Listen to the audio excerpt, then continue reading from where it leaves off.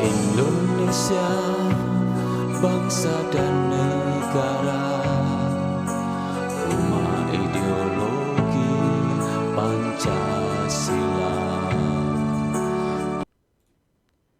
Bismillahirrahmanirrahim. Pemirsa tercinta yang dirahmati Allah, Tuhan Yang Maha Esa, bersua kembali di kanal Hikmatologi. Monolog sederhana mengajak diri kita masing-masing berpikir kian melembut, cerdas, dewasa, bijaksanakan hati nurani berdasar kitab suci agama kepercayaan yang kita yakini. Tentu saja upaya serius terus-menerus menghayati, mempedomani, mengamalkan nilai luhur Pancasila niscaya dalam kehidupan sehari-hari. Pemirsa yang tercinta, kita bicara lagi istilah yang masih belum populer karena baru di tahun 2023 ini kami mencoba untuk mempopulerkan agar politik yang bijaksana maknanya itu tidak dicampur aduk dengan politik yang nista. Kali ini kita akan berbicara sabdana yang ke-17.025, politik bagian yang keempat. Mengapa kita bicarakan? Karena yang bertebaran, yang berserakan di sosial media, utamanya di media massa, itu bukan politik tetapi politik. Yakni adalah upaya-upaya atau perilaku-perilaku manusia dan sekelompok manusia yang tidak mengindahkan etika di antaranya. Baik, sabdana yang ke-17.025, politik bagian keempat. Bicara tak beretika mengemuka di dalam kesehariannya. Cara hidup berdemokrasi sungguh berhasil menghipnotis massa. Massa jadi pembenaran nyata di setiap manusia. Dada yang berisi hati suci dirusak manusia. Manusia menyembah partai politik demokrasi tak beragama.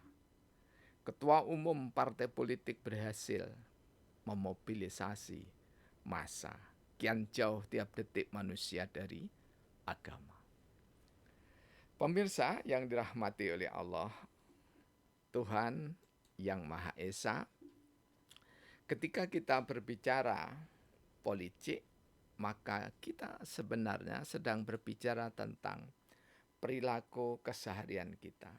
Perilaku di mana seseorang tidak lagi memperhatikan etika, di mana seseorang tidak lagi menjunjung tinggi etika, di mana seseorang tidak lagi mampu untuk menghargai sesama manusia. Bahkan saling caci maki di antara manusia sudah menjadi kelaziman dan dianggap biasa-biasa saja. Kecuali beberapa hal yang dijadikan tuntutan hukum berdasarkan undang-undang IT. Pemirsa,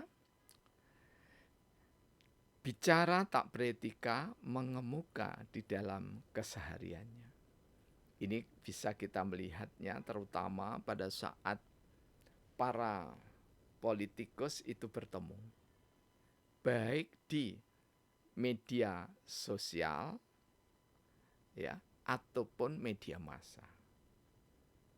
Jadi ketika dipertemukan tokoh-tokoh partai politik, maka tidak jarang, bukan tidak jarang tetapi justru memang kita nyaris tidak pernah menemukan bahwa akan terjadi satu dialog yang demikian dibutuhkan oleh masyarakat, tetapi lebih ke arah bagaimana satu dengan yang lainnya saling menjatuhkan. Karena itulah maka kami menganggap perlu untuk menyampaikan pembicaraan ini. Kemudian cara hidup berdemokrasi sungguh berhasil menghipnotis massa. Jadi massa betul-betul terhipnotis. Apalagi jika ada perhelatan akbar, perhelatan besar. Massa menjadi pembenaran nyata di setiap manusia. Jadi semakin seseorang dikagumi, semakin seseorang digandrungi, semakin seseorang disenangi, semakin seseorang dikerubuti oleh massa, maka itulah yang dianggap benar adanya. Sehingga dada yang berisi hati suci itu, yaitu fitrah manusia itu sendiri, itu dirusak oleh manusia. Mengapa? Karena euforia politik di era reformasi, khususnya kalau di Indonesia, itu seolah-olah tercerabut dari akar-akar agama.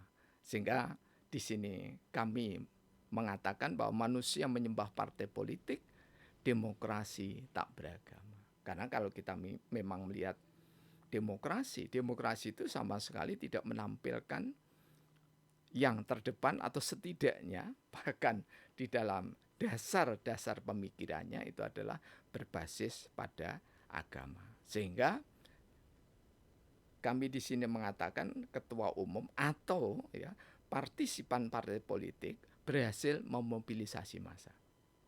Jadi massa dikerahkan untuk menghadiri satu acara-acara atau agenda seni, agenda budaya, agenda jalan sehat, agenda basar, dan agenda apapun. Tapi prinsipnya ini adalah untuk memobilisasi. Jadi massa itu digiring agar memilih orang tertentu, agar memilih partai tertentu, sehingga partai atau orang tertentu itu bisa menjadi pemenang nanti ketika pemilihan umum tiba. Sehingga kian jauh tiap detik manusia itu dari agama. Jadi kalau kita cermati, semakin dekat pemilihan umum, maka semakin gencar mobilisasi massa. Sehingga kita sulit menemukan apakah kita sedang berdemokrasi yang katanya itu juga harus menjunjung etika, ataukah kita sedang hanya sekedar memobilisasi massa. Ini sama sekali tidak ada pembeda. Karena itulah pemirsa yang dirahmati oleh Allah Subhanahu wa taala, kalau kita berpedoman pada etika, maka menjadi niscaya bangsa Indonesia itu kembali kepada hikmat kebijaksanaan. Nah, ketika kita berbicara hikmat kebijaksanaan, maka kita berarti menjunjung tinggi nilai-nilai luhur Pancasila. Ketika menjunjung tinggi nilai luhur Pancasila, maka tidak ada lain kecuali kita harus saling menghargai kebineka tunggal ikaan. Ketika bineka tunggal ika dijunjung tinggi di setiap dada anak manusia, maka betapapun beda suku, bangsa, asal usul, betapapun beda kepercayaan dan agamanya, betapapun beda partai politiknya, betapapun beda rencana atau ancangan calon yang dipilih, siapakah calon bakal presiden yang akan dipilih, siapakah calon legislatif yang akan dipilih, maka perbedaan-perbedaan itu tidak menghalangi kita untuk bersaudara. Karena betapa mahal bersaudara ini sehingga pemuda sampai melakukan sumpah pemuda demi mempersatukan bangsa Indonesia. Sehingga satu sumpahnya itu bertanah air, yang satu bertumpah darah satu, menjunjung bangsa persatuan. Semua tidak lain hanya untuk Indonesia. Jadi jangan sampai menjelang pemilihan umum tercapik-capik keberadaan berbangsa, bernegara, bersaudara, sehingga kita malah justru kurang menghargai solidaritas antara sesama anak bangsa. Mari kita kembangkan bahwa perbedaan tidak perlu untuk dihilangkan, tetapi perbedaan justru untuk dihargai. Karena justru saling berbeda itulah yang membuat kita bisa menguatkan kerjasama.